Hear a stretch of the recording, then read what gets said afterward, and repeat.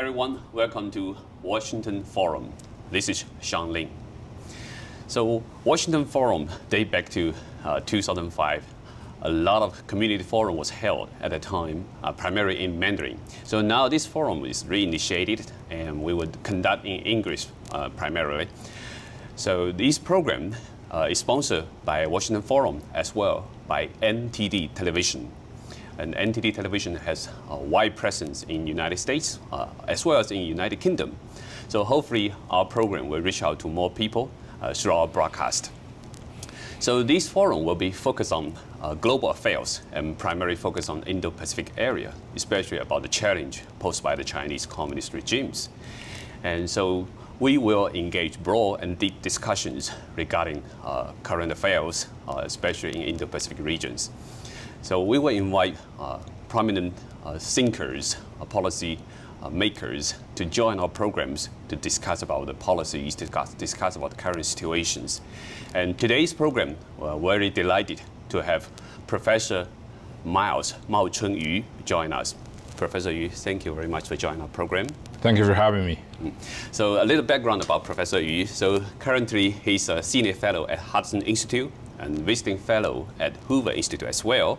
And he was a former principal China policy advisor for former Secretary of State Mike Pompeo. So you play a very important role in shaping the China's policy in last administration. So talk about the current situation. And we know President Biden actually recently in the CNN town hall. He told the public that the United States will defend Taiwan if Taiwan is attacked by the Chinese regimes militarily. So then the White House actually came out to clarify the next day, saying actually the strategic ambiguity policy will not change at this moment. So what's your interpretation about these situations? Well, first of all, let me just clarify that I am speaking today in the capacity of a private citizen. So my views are not necessarily official. I think, let me just put it this way. I don't necessarily see the contradiction between what President Biden said and what the White House clarified the next day. Let me follow it this way. I don't believe there has ever been a strategic ambiguity per se, as we know it. I always believe there was a strategic clarity on U.S. commitment to the defense of Taiwan, which was codified in the 1979 Taiwan Relations Act. In other words, we oppose unilateral use of force to settle issues, political, military, along the Taiwan Strait. So that's very clear. I don't think there is anything ambiguous about that. What's ambiguous, obviously, is the operational side of U.S. response. So how we're going to deploy our troops, in what way we're going to respond to China's aggression, and that has to be ambiguous, it has to be vague, because simply involves operational specifics. So the White House was right that U.S. policy toward Taiwan has never changed. It has not. The reason why there is so much confusion about that is because the U.S. policy toward China, toward Taiwan, have been deliberately misinterpreted by the mainland China, as if what really matters, the only thing that matters is the so-called three communiques, right? Yep. So the Chinese side never want to mention the Taiwan Relations Act, those 6 assurances, which basically is also another side of the U.S. policy, which can be very comprehensive toward China and toward Taiwan. So this is the reason why I don't necessarily see there is any ambiguity. So make no mistake, U.S. commitment to Taiwan's self-defense is not only codified by U.S. law, but also has been steadfastly stated by various leaders of administrations in the past. So talk about these different interpretations by the Chinese Communist Party. And since the United Nations passed the 2758 resolutions many years ago regarding about inviting China back to the United Nations, and Taiwan was leave out. And so the misinterpretation been lasting for decades. Yeah. So why the international side actually buying it? I mean, right now we saw in Germany the major editorials from a newspaper actually talk about this total misinterpretation of the UN Resolution 2758. Do you think it's a time to adjust this? Absolutely. I think the Chinese Communist Party excels at one thing, that is to create a false narrative. It basically created a narrative that forced the global dialogue on things that matter to China on terms defined by the Chinese Communist Party. So, it's not only the high time for us to basically to counter that kind of urge of Chinese Communist Party to create a false narrative, but most importantly, we should also sort of create our own narrative, the narrative based on truth and reality, right? To combat such disinformation and misinformation campaign, which actually kind of embedded in the nature of the regime.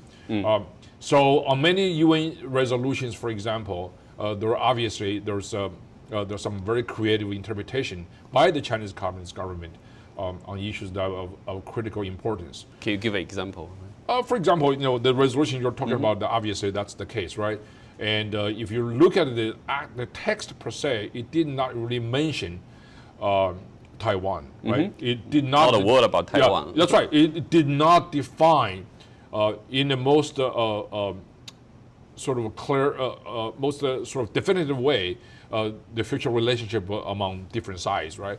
So it's a different one. And I would also say, for example, the Chinese have a very different definition of some of the key concepts governing international commons, such as the key issues like human rights, right? The Universal Declaration of Human Rights of 1948 clearly defined human rights as individual rights in the context of a totalitarian government, right? So human rights cannot really be talked about without emphasizing the individual rights. And the Chinese inserted some kind of different kind of communistic interpretation of rights. That is, basically they say, hey, rights is also mostly defined by economic rights, by which they use a Marxist term to say, hey, listen, what really mattered ultimately is how much money, how much property one person has. Yeah, they call it survival rights for Chinese people. Okay, Central trend. Right? Secondly, they stress individual human rights can also be intrinsically related to the power of the government, which actually defeats the initial purpose of defining human rights in the first place, right? So that's why most of China's rights abuse is conducted in the name of the sovereign power and the stability. And so in the name of sovereignty, China has conducted egregious human rights violations, including genocides in Xinjiang. So we have seen that. It's excess of the state power that really is the most important issue of the day when we talk about human rights in China. So you have a very clear understanding about the situation, about the difference between the Chinese government as well as the Chinese people, right? Because I remember when former Secretary Pompeo made a speech last year in Richard Nixon Presidential Library last summer. It was such a clear ending of the engagement policy because Chinese government does not equal to Chinese people. But do you think the current administration actually will back to the same strong standpoint or strategies? Let me put it this way. The United States and American people were lucky to have a strong leader like Secretary Pompeo.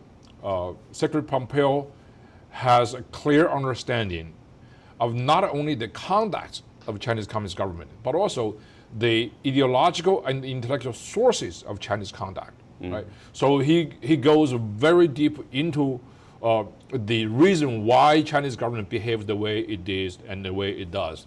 So I think we have not had leaders like that in several generations, because for the past several generations, American leaders conduct business with China more or less sort of transactional way.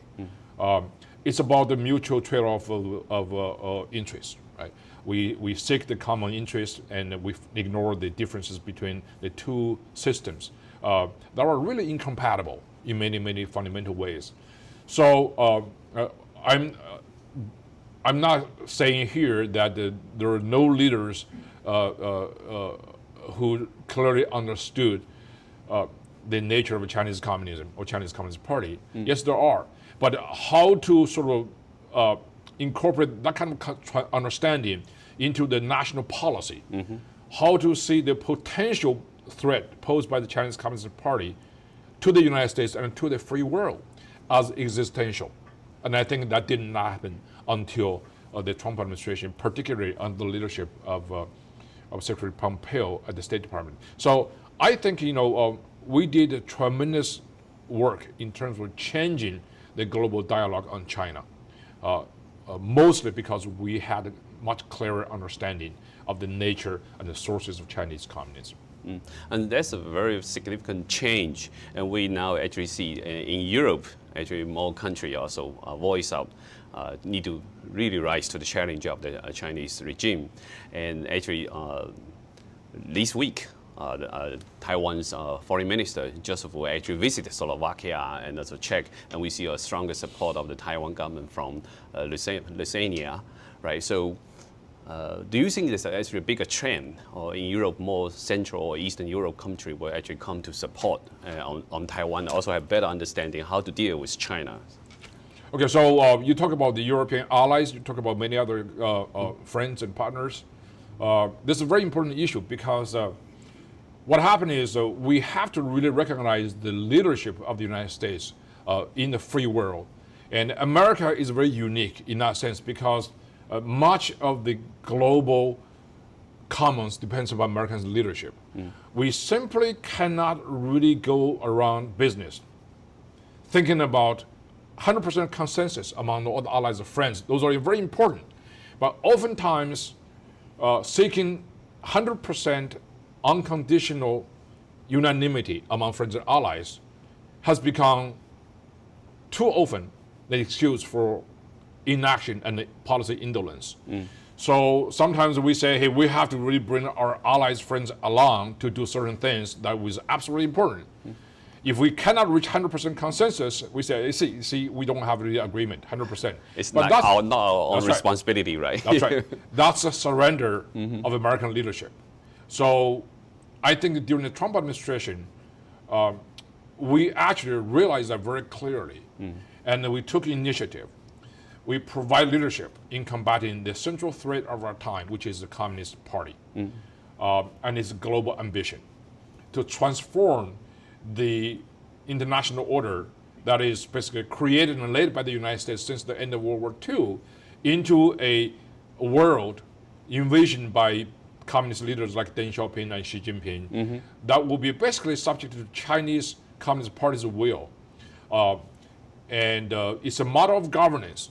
It's completely antithetical to the model of governance that's been going on since the end of World War II. So, and it was not easy, right? When we start talking about the Chinese Communist Party's central threat to the freedom and democracy of the world, many of our friends and allies thought, particularly many friends and allies in Europe, thought we were being too tough. We only have attitude. We don't have a policy. We're unnecessarily provocative. Increase the tension. Right? That's not true because when you are combating a existing threat to the very foundation of your existence, you have to be very resolute. You have to provide leadership. And sure enough, when we provide leadership, and I think that our friends and allies have come along, rally around American leadership and to basically realize that China threat posed by the Chinese Communist Party actually is not just regional. It's not just a threat toward the United States. It's to us all. That's why you see our European allies have been so strong in the last several years, starting with the Trump administration, and to basically voice the same kind of message and to adopt the similar policies that we have been doing. And even NATO, the world's largest alliance of democracies, right, has come along to claim that its mission, its focus actually is shifting to the Asia-Pacific, right? The peace and the prosperity along the Taiwan Strait is not only Taiwanese people's business, not only Chinese people's business, it's not only regional countries' business, not only United States business, it's also NATO's business. So this actually is a profound shift of paradigm. And I think, I'm very proud that under the leadership of President Trump and Secretary Pompeo, we initiated that shift. And I think right now we're seeing the very helpful fruit of that kind of initiative. And I'm sure the Biden administration will continue along that path. And do you think actually Secretary Blinken's reasons calling for all UN member stations to support Taiwan to be more robustly participating in the UN systems, do you think this is another step actually toward the same direction that you just mentioned? Yeah, I think, yes. I mean, I would say the difference between Democrats and Republicans are not that much when it comes to China, but when it comes to sort of how to carry out our policy toward China, which has enormous bipartisan support. Look at the one right next to the Congress. The U.S. Congress passed all the China-related legislative initiatives in the last several years, almost unanimously, right? So there's a broad bipartisan support over our China policy that we initiated. The difference here is when you mentioned about UN, right? UN is obviously an important international forum to combat authoritarianism globally. But UN itself is also very flawed in its structure, in its daily operation in many ways. We not only have to only appeal to the UN members to help Taiwan to combat authoritarianism led by China, we also have to provide American leadership. The key is the leadership. United Nations and all other international organizations without American leadership are doomed to fail. So that's why I wish our leaders would be strong, much stronger, to advocate American leadership in bringing the world into the logical conclusion of freedom and democracy and the rule of law. Right? Those are major principles. I also have to say that where does that strength come from?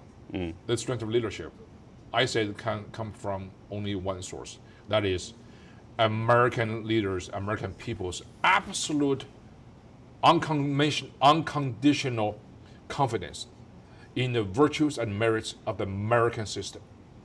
So if we don't have a strong commitment, strong belief in the American system, in the fundamental goodness of American democracy, no matter how strong our policy might be against, say, totalitarian regimes, we're not strong enough. So that's why during the Trump administration, we actually embedded all our international policies under the leadership of Secretary Pompeo in our firm belief in the fundamental principles of the American democracy. Yeah. And I remember Secretary Pompeo actually commissioned a very major initiative at the State Department. It's called the Commission on Unalienable Rights. Yes. So unalienable rights is our major principle. It's not just for Americans.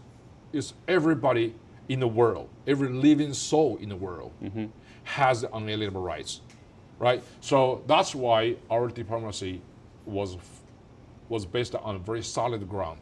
That's why we could go out and do things with a very strong self-confidence, and I think we accomplished quite a bit, and I'm very proud to be part of that kind of team. It's a team effort. It's never one particular individual. We had the collective understanding of what's at stake. So since you mentioned about the Commission of Unalienable Rights, right? I remember I went to Philadelphia when the Commission released its first report. It was very impressive and very, very important work being released from this report. So is the Commission now actually dismissed, or is there continue its work? I think the Commission is officially dissolved. I don't think it's totally because of this transition of the administration, because the Commission accomplished its mission. It had a very successful series of inquiries, hearings, which are all open to public, and there's public debate. It's actually generated quite a healthy public discourse on virtues of rights, on virtues of democracy, on various and comparative conditions of human rights. I'm not saying U.S. human rights, United States is perfect. We never believe U.S. is a perfect system, but we have the perfect promise, right? So and that's why the mission of our Constitution is to create a more perfect union. So we're already perfect in some way, but we have to make it more perfect, right? So so I think the Commission has accomplished its mission, and it produced a very good report. And I urge everybody to look it up, and it's a very, very good effort. And I think it also had its very philosophical meaning. That is, it reminded Americans, particularly those of us who work in the government, why we're doing what we're doing, and gave us a purpose for our daily routine. And I think sometimes our biggest enemy is actually ourselves, in the sense that we were so involved in the process of finishing things, in the bureaucratic missions of daily operation. We forget the purpose and meaning of our doing. So I think Secretary Pompeo give us that guidance, and I think the American people should be very grateful to him.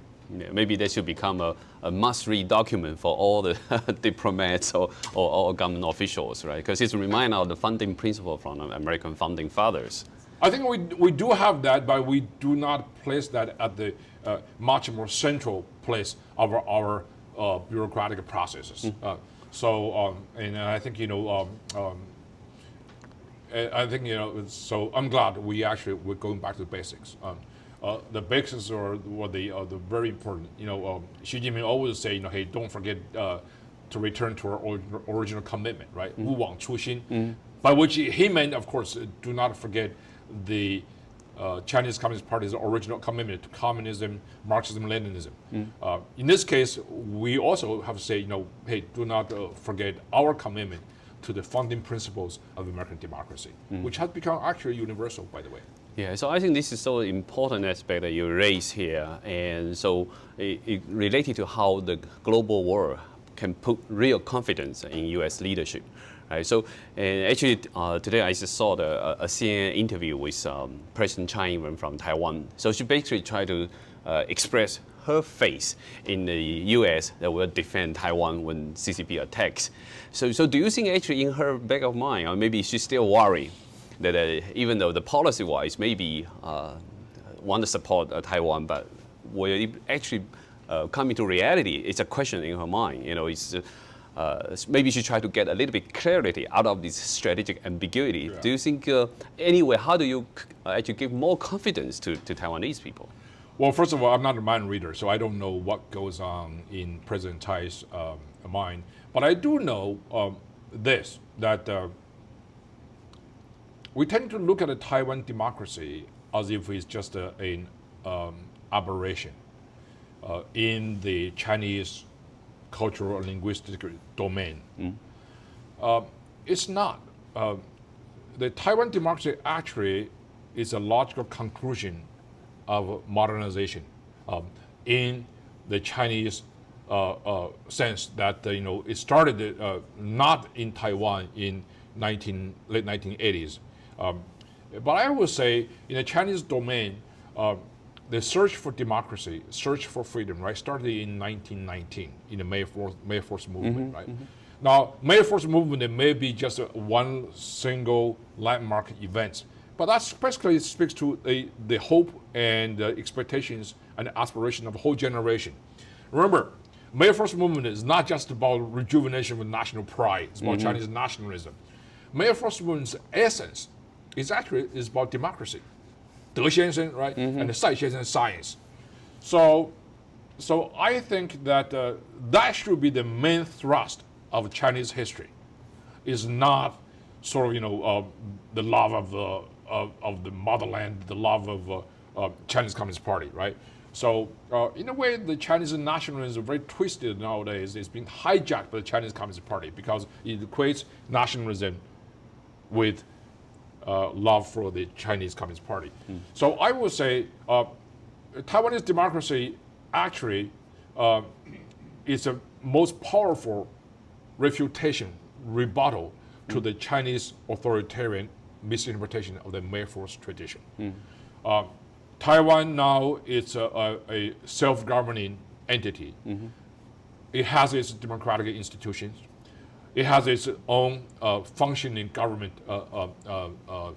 bureaus and departments, right?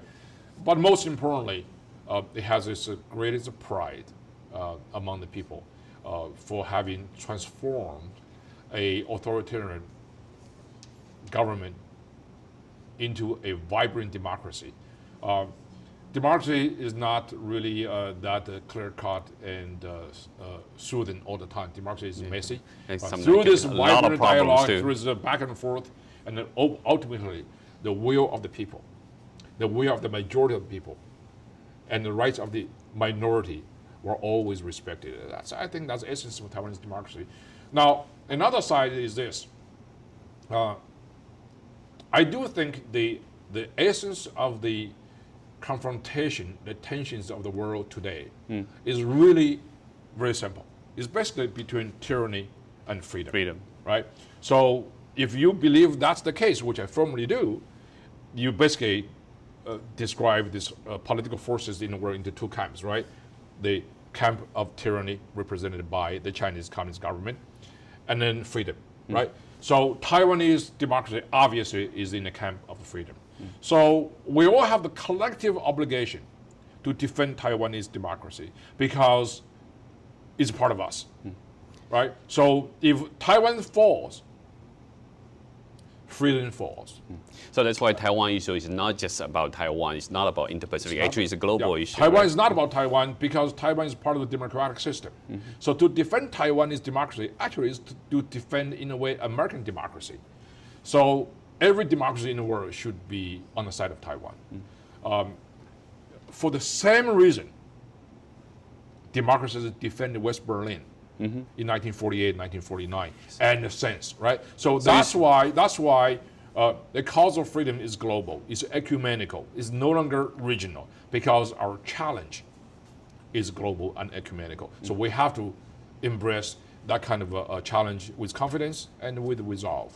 So do you think actually Taiwan is like a current version of the East Berlin? And right now, of course, in Washington, a lot of people worry in the current tension between China and U.S., if any first escalation in the cross-strait issues, even any stronger stance from the United States government may trigger a big file. So do you worry about that as well? Yeah, I think Taiwan, in a way, in a very philosophical way, and yes, Taiwan is on the front line of the epic fight between tyranny and freedom. We already lost one battle station, that is Hong Kong, right? So we should never allow the next Hong Kong to happen. And so, because what really is clear to me about the China challenge is it poses a threat through a chain of aggression. Hong Kong falls, and then next one will be Taiwan. Who knows what's next, right? So, because China has grievances not just against Hong Kong people and also against Taiwan. It has grievances with everybody who loves freedom and democracy, right? You look at China's periphery. China has historical gripes against all the democracies around the periphery, right? South Korea, Japan, Taiwan, India, and you name it, right? So there are a lot of things that were connected. So I see defense of Taiwan is actually not only defense of the democratic system, it's also probably the best way to stop the momentum of this chain of aggression. So this is a very, very important angle that Professor Yu has mentioned, and the Taiwan issue is not just about Taiwanese people. Actually, it's international society's major front line to defend its freedom. And so I think you raised such an important issue, and I think give a lot of thinkings for our audience. And thank you very much for joining today's Washington Forum. You're welcome, my pleasure. All right, and so this is Sean Lin, and so in today's discussion we bring Professor Ma Yu, a renowned China policy thinkers, and so we hopefully we'll conduct more this kind of a discussion with more prominent thinkers in Washington, D.C. and globally. And this Washington Forum can be a global platform that all of us have more deep discussion and thinking about current threat that we all face. And thank you very much. You're welcome.